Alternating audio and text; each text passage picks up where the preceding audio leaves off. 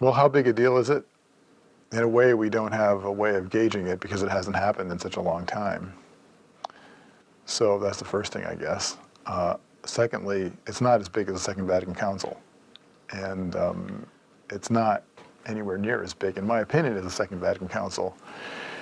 I think it's less a big thing from the point of view of ecclesiastical politics and more a big thing from the point of view of the Spirit. That is, here's someone who does have the highest authority in the church and is the vicar of Christ in Catholic theology and isn't clinging to it. That's got to mean not only there's not a personal attachment to the power of it, it also means I really believe that this is the Church of Jesus Christ and that Jesus Christ is building his church, and I have confidence that it's not me that's building the church, and that if I drop out now, it doesn't mean that the church is not going to be guided by the Lord. There's an act of faith there too, I think. A lot of times, at least speaking for myself, I confuse my own leadership with God's leadership. And then I think my leadership is the most crucial thing, and that if I give it up, it's not going to go on, even in the little small areas that I lead. But think about being the Pope and how you have a whole program laid out and how you have plans, you have ways of thinking. And giving those up means believing that Jesus Christ is guiding his church and it's in good hands, even though they're not my hands anymore. I think we should probably pray that he transcends our expectations of what he should be like. And I'm not kidding, really, because I think in a sense, whenever you're thinking about the ideal person for a job, you're really only sewing together your own expectations. But a person is always going to be larger than the sum of all those parts. And it's that larger than the sum which will really make the big difference in a sense. In a way, so I think we hope that the Holy Spirit has something in mind that exceeds our expectations. And persons really, what they bring to a job is mysterious and it's unique, and there's a certain irreplaceability about the people that do a job like this. It's tied to their genius. I think that when people thought of Benedict being elected, they thought he was going to be the enforcer, really, or something like that. I think there were like, Rottweiler jokes going around. I think he turned out to be profoundly different in interesting ways from the sum of the expectations that were surrounding him. I think that people, when he came out with the encyclical God is Love, people were like, alternatively, basically, they yawned, like, is this new? God is Love? We haven't heard that before? And at the same time, they were relieved, I suppose. It wasn't he wasn't coming out enforcing this or enforcing that. But at the same time, they were disappointed. He wasn't coming out doing something that was newsworthy, that was enforcing this or enforcing that. What did he do? It was something no one could have predicted, I think, or no one did predict. He basically said, let's go back to the beginning. Let's just go back to the basics. Here's the Christian faith. God is love. And here's why we have a religion. Here's why we have a church. And if we forget that, all the divisions that exist within the church are just going to be endless, because people sometimes, no matter how honestly you argue a point of view, sometimes people get invested in division. And that goes for both sides of a controversy. And so where's the energy of the church then? The energy of the church is dissipated, and you don't get out of gridlock simply by entering the gridlock.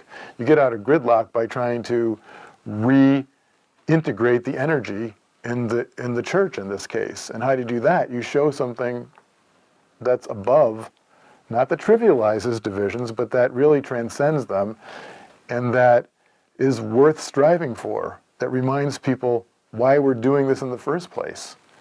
God is love, and it is that love in the end which heals all divisions.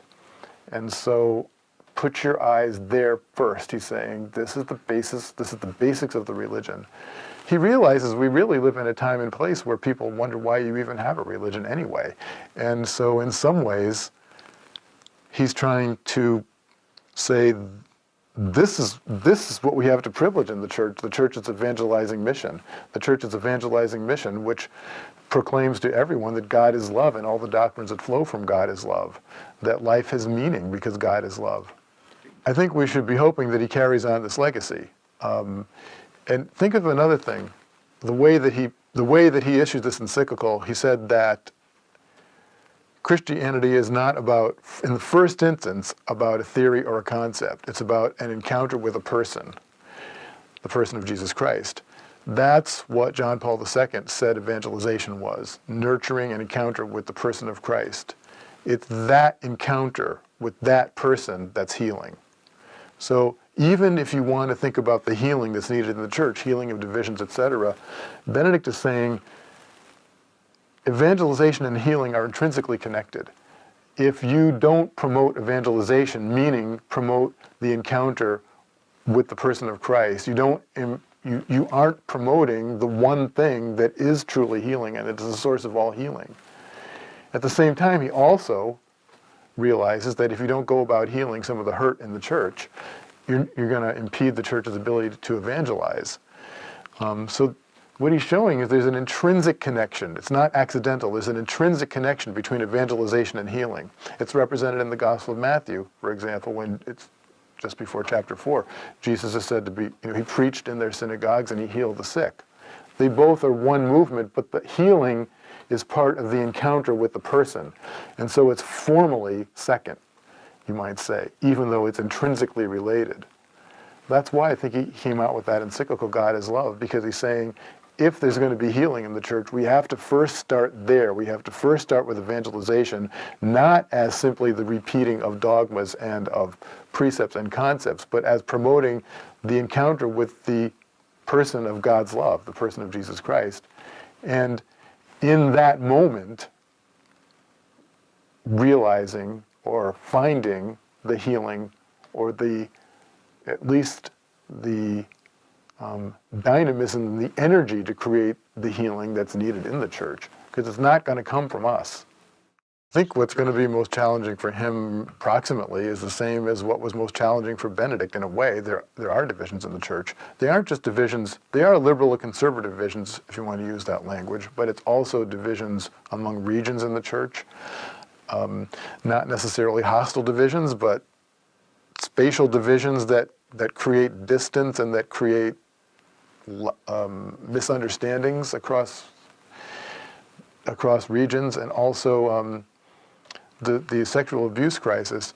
That's really a crisis in misgovernance, because what the real scandal is, well, it is a real scandal, the sexual abuse itself, but what makes it sting so much is the misgovernance by bishops who passed these priests on so that they could keep abusing. So that's a genuine injury in the church that needs healing. So divisions also, you could say, need healing. I don't think anyone's going to be successful if they think of that as a project that's separate from the main mission of the church, which is evangelization. If you think somehow that evangelization is just repeating dogmas and healing is on another level, then you're not going to do either thing. But if you think that promoting the evangelization as engendering in all kinds of different ways, ecclesially, the encounter with the person of Christ, you are bringing people to the source of healing, and you're saying, if we're going to have enough energy in this church to heal such a crisis of misgovernance and to figure out how to reverse our addiction to a certain kind of clericalism, which we mistake for the church, you're going to have to draw from this source, and you're going to have to draw from the conversion that comes from this source. And that doesn't just mean, that means us. Evangelization, by us I mean the hierarchy too. Evangelization starts with all of us, and it means calling all of us to that moment of conversion encounter, which is, he says in God is Love, lifts the horizon, so that you can see a possibility you didn't see before. That's what it's going to take, not separating them, so that I think people sometimes think, well, this new pope's got to concentrate on these issues and stop worrying about doctrinal purity. Doctrinal purity is only a way of preserving the opportunities for an encounter with the one person of Christ. Our faith, it says in the Catechism, doesn't terminate in the propositions, it terminates in the realities that the propositions represent. We need the propositions in order to know we're handing on these mysteries, but you can't just stop with them. And so evangelization doesn't mean stopping with them, it means seeking the God who, an encounter, and nurturing an encounter with the God who is love. But that encounter is not just vertical, it's in the church. It's by the way we treat each other, and it's in the quest for healing. So I guess